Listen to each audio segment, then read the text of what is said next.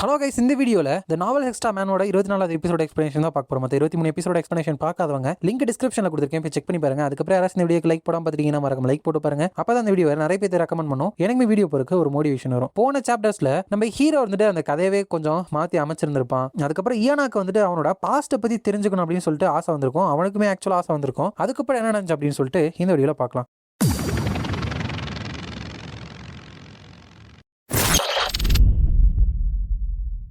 சாப்டரோட ஸ்டார்டிங்ல ஹீரோங்க தான் இருந்துட்டு அந்த ஃபர்ஸ்ட் நம்பர் இருக்கிறத வந்துட்டு எடுத்திருப்பாங்கல்ல, அதை வந்துட்டு பார்த்துட்டு வாட் நீ வந்துட்டு ஃபர்ஸ்ட் பிளேஸ்ல இருக்கிறத வந்துட்டு எடுத்திருக்கியா, எனக்கு வந்துட்டு ரொம்ப பொறாமையா இருக்கு தெரியுமா, நான் வந்துட்டு சீக்கிரமா சர்ச் பண்ணிருக்கணும் அப்படிங்கிறப்ப ஹீரோ வந்துட்டு எனக்கு வந்துட்டு பிரசன்ட் இந்த நம்பர் 4ல கிடைச்சதான் வந்துட்டு நம்பர் 1 விட ரொம்ப பெட்டரா தோணுது அப்படிங்கிறான். நம்பர் 4ல கிடைச்சது வந்துட்டு ஒரு விஆர் டிவைஸ்.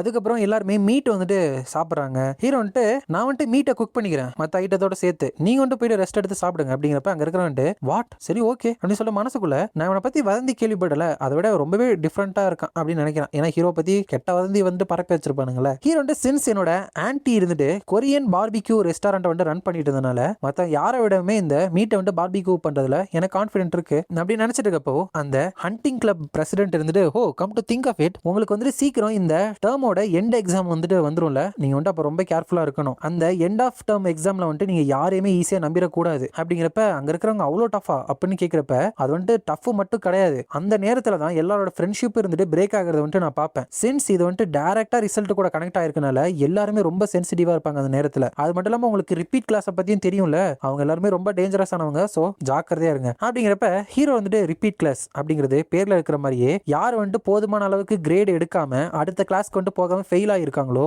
அவங்கள தான் இந்த ரிப்பீட் கிளாஸ்ல வந்துட்டு போடுவானுங்க. ஈச் கிரேட்லயுமே 200 கேடட்ஸ் வந்துட்டு இருக்கிறானுங்க. அமாங் தம் அரௌண்ட் 20% பேர் இருந்துட்டு ஒன்னே டீமன்ஸ் கூட கான்ட்ராக்ட் போட்டுருவாங்க, இல்லனா ஹை ரிஸ்க் குரூப் கூட வந்துட்டு சேர்ந்துருவானுங்க. அண்ட் எண்ட் டேர்ம் எக்ஸாம்ல வர பிரச்சனைங்க எல்லாத்துக்குமே அவங்க தான் காரணம். நவ் தட் இந்த கோ ஆத்தர் வேற இந்த கதையை வந்துட்டு மாத்தி எழுதிட்டு இருக்கறனால அவங்களால ஏற்படுறப்போட பாதிப்பு இருந்துட்டு அதிகமாகிறதுக்கு பாசிபிள் ஜாஸ்தியா இருக்கு. இதுதான் ப்ரூஃப் இப்ப இருக்கிற கரண்ட் கியூப் இருந்துட்டு எந்த அளவுக்கு மோசமான நிலைமையில இருக்குன்ட்டு அப்படின்னு நினைக்கிறப்போ அந்த ஹண்டர் கிளப் பிரசிடென்ட் இருந்துட்டு ஹே கிம் ஹாஜன், நீ வந்துட்டு இந்த மீட்ல நல்ல வேலை பண்ணிட்டு இருக்கிற, கொஞ்ச நேரம் பிரேக் எடுத்துட்டு என் கூட வந்து நீ கொஞ்சம் சாப்பிடு அப்படிங்கிறப்ப ஹீரோ வந்துட்டு இட்ஸ் ஓகே, நான் குக் பண்றப்ப சாப்பிட்டுட்டு தான் இருக்கேன் அப்படிங்கிறப்போ சரி எல்லாருமே வந்துட்டு கிரேட்டான டின்னரை வந்துட்டு சாப்பிட்டோம், இன்னைக்கு இந்த மவுண்டன் கேபின்ல வந்துட்டு நைட் ஹண்டுக்கு போகாம ரெஸ்ட் எடுக்கலாம் அப்படின்னு சொல்லிட்டு எல்லாருமே விளாண்டு இருக்காங்க.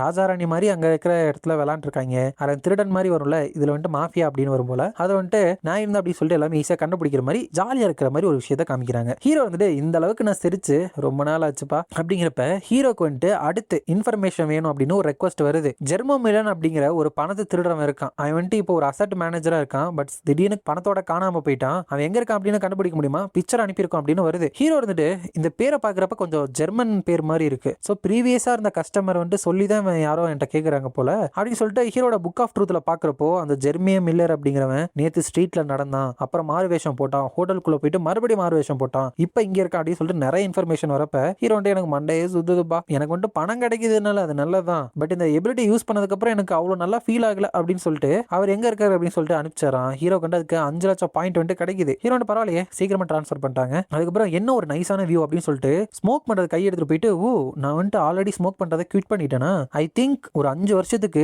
டெய்லியும் ஒரு ஆஃப் பாக்ஸ் ஆச்சும் நான் வந்துட்டு ஸ்மோக் பண்ணிடுவேன், இந்த உலகத்துக்கு வந்ததுக்கப்புறம் ஸ்மோக் பண்றதே வந்துட்டு நான் டோட்டலா மறந்துட்டேன் அப்படின்னு கையை அதே பொசிஷன்ல வச்சிருக்கப்போ ஹியானா வந்துட்டு ஹே நீ வந்துட்டு ஸ்மோக் பண்றியா அப்படிங்கிறப்ப ஹீரோ பயமுறுத்திட்ட, எவ்வளவு நேரமா இங்கே இருக்க அப்படிங்கிறப்ப ரொம்ப நேரமா இங்கே தான் இருக்கேன் இடியட், இது மாதிரி நீ ஸ்மோக் பண்ணிருக்கா தானே, நீ உண்மையுமே ஒரு ரவுடி, உடம்புல என்ன டாட்டோலாம் குத்தி இருக்கியா, வாட் நீ உண்மையுமே குத்தி இருக்கியா அப்படிங்கிறப்ப ஹீரோ வந்துட்டு டாட்டோஸ்லாம் இல்ல அப்படிங்கிறப்ப நான் வந்துட்டு சரி ஆனா உண்மையுமே எனக்கு எதிராக நீ ஜெயிச்சலாம் அப்படின்னு சொல்லிட்டு கான்ஃபிடென்ட்டா இருக்கியா அப்படிங்கிறப்ப ஹீரோ வந்துட்டு நீ தோத்து போயிட்ட அப்படின்னா உன்னோட போவை கிவ் அப் பண்றதுக்கு நீ கான்ஃபிடென்ட்டா இருக்கியா அப்படிங்கிறப்ப நான் இருந்துட்டு உங்ககிட்ட தோக்குறது அப்படிங்கிறது நடக்காத ஒரு காரியம், சோ அதை நினைச்சு நான் வந்துட்டு எதுக்கு டைம் வேஸ்ட் பண்ணணும் அப்படிங்கிறப்ப ஹீரோ வந்துட்டு நீ தோத்ததுக்கு அப்புறம் அழுகுவியா, ஏன்னா இன்னைக்கு வந்துட்டு நீ மாஃபியா அப்படின்னு கண்டுபிடிச்சதுக்கு அப்புறம் ஆல்மோஸ்ட் வந்துட்டு அழுதுட்டல அப்படிங்கிறப்ப நான் வந்துட்டு அது நீங்க எப்ப பார்த்தாலும் என்னைய தான் வந்துட்டு சூஸ் பண்ணிட்டு இருக்கீங்க, well what of the case, நீ வந்துட்டு அன்னைக்கு பிரான்ஸ்ல நடந்த அந்த ஆர்டிகளை வந்துட்டு படிச்சு பாச்சியா அப்படிங்கிறப்ப ஹீரோ வந்து நியூஸ் ஆர்டிகலா கொரியன்ல இருந்த ஒரு ஷெர்லாக் ஹோம் டிடெக்டிவ் மாதிரி இருந்தவன் ஒரு நோட்டோரியஸான பண மோசடிக்காரன் வந்துட்டு கண்டுபிடிச்சிருக்கான் அப்படின்னு சொல்லிட்டு எழுதியிருக்காங்களா, இவ்வளவு எழுதிருக்காங்க நம்பவே முடியல அப்படிங்கிறப்ப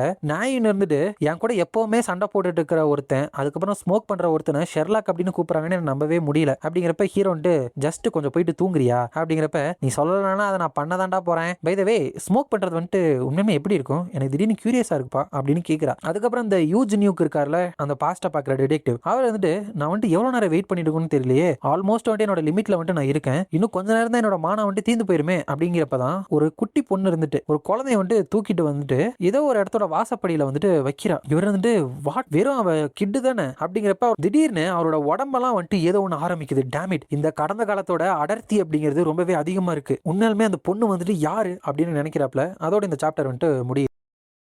நெக்ஸ்ட் சாப்டர்ல அந்த யூ ஜின்யூக்கு வந்துட்டு வரப்ப வெல்கம் பேக் பாஸ், இந்த டைம் டார்கெட்டை வந்துட்டு நீங்க கண்டுபிடிச்சிட்டீங்களா அப்படிங்கிறப்ப இந்த டைம் கொஞ்சம் அன்யூஷுவலா தான் இருந்துச்சு. பட் நான் கண்டினியூ பண்றதுக்கு முன்னாடி நான் வந்துட்டு டாய்லெட் போயிட்டு வந்துறேன் அப்படி சொல்லிட்டு டாய்லெட்டை உட்காந்து எல்லாருமே எக்ஸ்பிளைன் பண்ணாரு. 17 வயசு ஒரு அனாதை இல்லத்துல இருந்திருக்கான். ஸோ அந்த டார்கெட் இருந்துட்டு இந்த அனாதை இல்லத்துக்கு எப்படி வந்தான் அப்படிங்கிற அந்த டேக்கு வந்துட்டு என்டர் ஆகி நான் போய் இன்வெஸ்டிகேட் பண்ணலான்னு போனேன். பட் இந்த டார்கெட்டோட பேரண்ட்ஸ் என்னால பார்க்க முடியல. இன்ஸ்டெட் ஏதோ ஒரு சின்ன பொண்ணு தான் அவன் குழந்தையா இருக்கிறப்ப அவன் அங்க விட்டுட்டு போயிருக்கா. அது மட்டும் இல்லாம அவனோட கடந்த காலம் வந்துட்டு ஸ்ட்ரேஞ்சா ஒரு திக்கான பனிமூட்டத்தினால கவர் பண்ணப்பட்டிருந்துச்சு. நான் வந்துட்டு இன்னுமே நிறைய கண்டுபிடிக்கணும் அப்படின்னா நான் வந்துட்டு என்னோட டாப் கண்டிஷனை வந்துட்டு அங்க போகணும்னு நினைக்கிறேன். இன் எனி கேஸ் இது வந்துட்டு ரொம்ப நேரம் எடுத்துக்க போது என்னோட நியாசே கிட்ட இருந்து இந்த ரெக்வஸ்ட் வந்திருந்தாலும் இதை வந்துட்டு எப்படி என்னால ஃப்ரீயா பண்ண முடியும் அப்படிங்கிறப்ப இன்னொருத்தர் வந்துட்டு பாஸ் நீங்க இல்லனாலும் இதை வந்துட்டு பண்ணி தான் ஆகணும், ஏன்னா இன்னொருத்தர் வந்துட்டு இந்த கிம் ஹாஜனோட பாஸ்ட்டை கண்டுபிடிக்கணும் அப்படின்னு சொல்லிட்டு ரெக்வஸ்ட் கொடுத்துருக்காங்க. அதுலயும் இன்னும் மோசமான விஷயம் என்ன அப்படின்னா இந்த தடவை அந்த வயலட் சொசைட்டில இருக்கிற டீமன் ரேங்க் பர்ச்சேசர் கிட்ட இருந்து வந்திருக்கு. அப்படிங்கிறப்ப இந்த யூஜினியூக்கு இருந்துட்டு ஓஹோ ஒரு ரெட் டைமண்ட் ரேங்க்ல இருக்கிறவங்க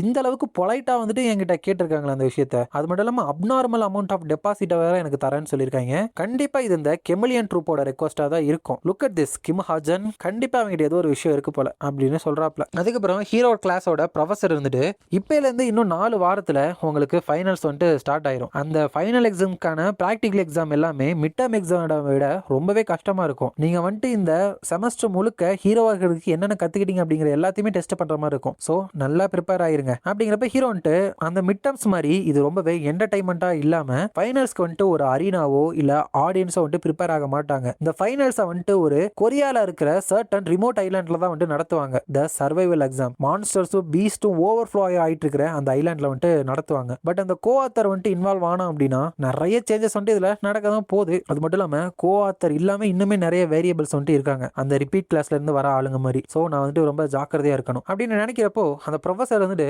அந்த எக்ஸாமோட டீடைல்ஸ் வந்துட்டு என்னால இப்பவே சொல்ல முடியாது. பட் அந்த எக்ஸாம்ல நிறைய இன்ஸ்ட்ரக்டர்ஸ் மிடில் இருந்து ஹை ரேங்க் இருக்கிற எல்லாருமே அந்த எக்ஸாம் லொகேஷனோட சேஃப்டிக்காக இருப்போம். ஸோ அதனால நீங்க எக்ஸாம்ல மட்டும் ஃபோக்கஸ் பண்ணா போதும். ஆல்ரைட், இப்போ நீங்க போலாம், நல்ல வீக்கெண்ட் என்ஜாய் பண்ணுங்க அப்படின்னு சொல்றாப்ல. அப்பதான் நான் வந்துட்டு ஹே நம்மளோட பெட் இருக்குல்ல அது வந்துட்டு நீ மறக்கல தானே அப்படிங்கிறப்ப ஹீரோ வந்துட்டு நீ வந்துட்டு தோத்து போயிட்ட அப்படின்னா அந்த வில்லம்பை யூஸ் பண்றதை குவிட் பண்ணிரும், அதை வந்துட்டு நீ மறக்கல தானே அப்படிங்கிறப்ப தோத்ததுக்கு அப்புறம் அசிங்கப்பட்டதுனால நீ அழுகாம இருந்தா சரி என்ன வந்துட்டு ஃபாலோ பண்ணு அப்படின்னு சொல்லிட்டு கியூப்ல இருக்கிற ஆர்ச்சரி சென்டருக்கு வந்துட்டு போறாங்க. போயிட்டு நீ ரெடி தானே அப்படிங்கிறப்ப ஹீரோ வந்துட்டு நான் ரெடி தான், பட் எதுக்காக இவ்வளவு பேர் இங்க இருக்காங்க அப்படிங்கிறப்ப அந்த கிளாஸ் பிரசிடென்ட் இயாங்கான் இருந்துட்டு ஹே உண்மையிலுமே இந்த மாதிரி ஒரு விஷயத்த நீங்க 2 பேர் மட்டும் பண்ண போறீங்களா, உங்களை பார்த்து கை தட்டுறதுக்கெல்லாம் ஆடியன்ஸ் இருந்தா தானே நல்லா இருக்கும் அப்படிங்கிறப்ப ஹீரோ வந்துட்டு இந்த இயாங்கான் இருந்துட்டு என்னை எப்படி புள்ளி பண்றதுக்கு ஹெல்ப் பண்ணா, இப்ப என்கிட்டே வந்து இவ்வளவு நல்லா பேசுறானா அப்படின்னு நினைக்கிறப்போ அந்த ஜாங் ஹேக் இருக்கான்ல கிம்சோட ரைவல் அவ இருந்துட்டு நீ வந்துட்டு அவ தோத்து போயிட்டா அப்படின்னா அவ வில்லம்பே யூஸ் பண்ணக்கூடாது அதை கிவ் அப் பண்ணிடும் அப்படின்னு சொல்லிட்டு கேட்டியாமே, நீ வந்துட்டு தோத்து போனா என்ன இந்த கியூபே குவிட் பண்ணிட்டு இங்க வந்து ஓடிடுவியா அப்படின்னு கேட்கிறப்ப நான் வந்துட்டு டேமிட் நீங்க எல்லாருமே இதுல இருந்து விலகியே இருங்க, நாங்க வந்துட்டு இப்ப ஸ்டார்ட் பண்ண போறோம், நம்மளோட ஆப்ஜெக்டிவ் வந்துட்டு டார்கெட்டை வந்து ஹிட் பண்றதா, அங்க ஒரு டார்கெட் லான்ச்சர் இருக்குல்ல அதுல இருந்து டார்கெட் வந்துட்டு பறந்து வரும், நம்ம வந்துட்டு ஃபர்ஸ்ட் 100 மீட்டர்ல இருந்து ஸ்டார்ட் பண்ணலாம், எவ்ரி டைம் நம்ம கரெக்டா சுடுறப்பையும் அடிஷனலா ஒரு 50 மீட்டரை வந்துட்டு ஆட் பண்ணிட்டு ஷூட் பண்ணிட்டே இருக்கலாம். ஆல் ரைட் தட்ஸ் ஆல், இது வந்து பண்றதுக்கு ரொம்ப ஹார்டா இருக்கு அப்படின்னு சொல்லிட்டு உனக்கு பயமா இருக்கா அப்படிங்கிறப்ப ஹீரோ வந்துட்டு இல்லையே நான் நினைச்சதை விட இது வந்து ரொம்ப ஈஸியா தான் இருக்கு அப்படிங்கிறப்ப நான் வந்து சரி எவ்வளவு நேரத்துக்கு உன்னோட கான்ஃபிடன்ஸ் வந்து இருக்குன்னு தான் பார்க்கலாமே, ஆல்ரைட் லெட்ஸ் ஸ்டார்ட் ஷூட் அப்படின்னு சொல்லிட்டு அங்க கரெக்டா 2 டார்கெட் வந்துட்டு பறக்குதா அதுல ஒன்னு வந்துட்டு நம்ம நாய் வந்துட்டு கரெக்டா அந்த புல்சை அதாவது சென்டர் பகுதியிலேயே வந்துட்டு ஷூட் பண்ணி உடைச்சாரா. 100 மீட்டர் வந்துட்டு பிரிட்டி ஈஸியா இருக்குல்ல, அதுக்கப்புறம் நீ அப்படிங்கிறப்ப ஹீரோ வந்துட்டு ஓ மன்னிச்சிருப்பா நான் வந்து ரொம்ப சர்ப்ரைஸ் ஆயிட்டேன் அது பறந்து வந்தது அதனால இதை ஷூட் பண்ணல, எனக்கு வந்துட்டு ஒரு இன்னொரு சான்ஸ் கூட அப்படிங்கிறப்ப அங்க இருக்கிற எல்லாருமே வந்துட்டு பயங்கரமா சிரிக்க ஆரம்பிச்சிடறாங்க. அந்த பைத்தியக்காரனை முதல்ல இங்க இருந்து இழுத்துட்டு போங்களேன் அப்படின்னு சிரிச்சிட்டு இருக்கப்ப நாய் ஒன்று இருந்துட்டு உன்னோட போஸ்டர் அதாவது நிக்கிற முறை இருக்கு இல்லையா அது வந்து ரொம்ப மெஸ்ஸா இருக்கு, நீ வந்துட்டு எவ்வளவு தடவை ஷூட் பண்ணாலும் இப்படி இருந்தா உன்னால டார்கெட்டை ஹிட்டே பண்ண முடியாது அப்படிங்கிறப்ப ஹீரோ வந்துட்டு ஆல்தோ நாய் ஒன்று வந்துட்டு டெஃபினட்டா பர்ஃபெக்டான போஸ்டரை வந்துட்டு மெயின்டைன் பண்றா, கரெக்டா நிக்கிறா ஒரு பொசிஷன்ல, பட் அந்த மாதிரி ஸ்டஃப் எல்லாம் எனக்கு மேட்டரே கிடையாது, ஒருத்தவங்க கரெக்டான போஸ்டரை கத்துக்கிட்டா மட்டும் டாப் கிரேடா வந்துட்டு மாறிட முடியாது, அது வந்துட்டு ஆர்ச்சரா மாறதுக்கு ஜஸ்ட் ஒரு பேசிக் ரெக்குவயர்மெண்ட் மட்டும் தான். இந்த உலகத்துல டேலண்ட் அப்படிங்கிற பவர் தான் ஒருத்தவங்க வந்து டாப் கிரேடா இல்லையா அப்படிங்கிறது வந்துட்டு முடிவு பண்ணும் அப்படின்ட்டு ஷூட் பண்ணா கரெக்டா சுட்டறான். ஏன்னா என்னோட டேலண்ட் தான் த மாஸ்டர் ஷார்ப் ஷூட்டர் ஆச்சே. அப்படிங்கிறப்ப ஹீரோட கிஃப்ட் இருந்துட்டு அந்த ஆரோவுக்கு கொஞ்சம் அசிஸ்டன்ஸை கொடுத்து தான் கரெக்டா போயிட்டு வந்துட்டு ஷூட் பண்ண வச்சிருக்கு. ஹீரோ வந்துட்டு இப்போ எனக்கு வந்துட்டு இது கொஞ்சம் வர ஆரம்பிச்சிச்சுன்னு நினைக்கிறேன். இதோ மறுபடியும் நம்ம ஸ்டார்ட் பண்ணலாமா அப்படின்னு கேட்கிறான். அதோட இந்த சாப்டர் வந்துட்டு முடியுது. இந்த வீடியோ பிடிச்சிருந்தா மறக்காம லைக், ஷேர் அண்ட் சப்ஸ்கிரைப் பண்ணிருங்க. உங்களை நான் அடுத்த வீடியோல பார்க்குறேன்.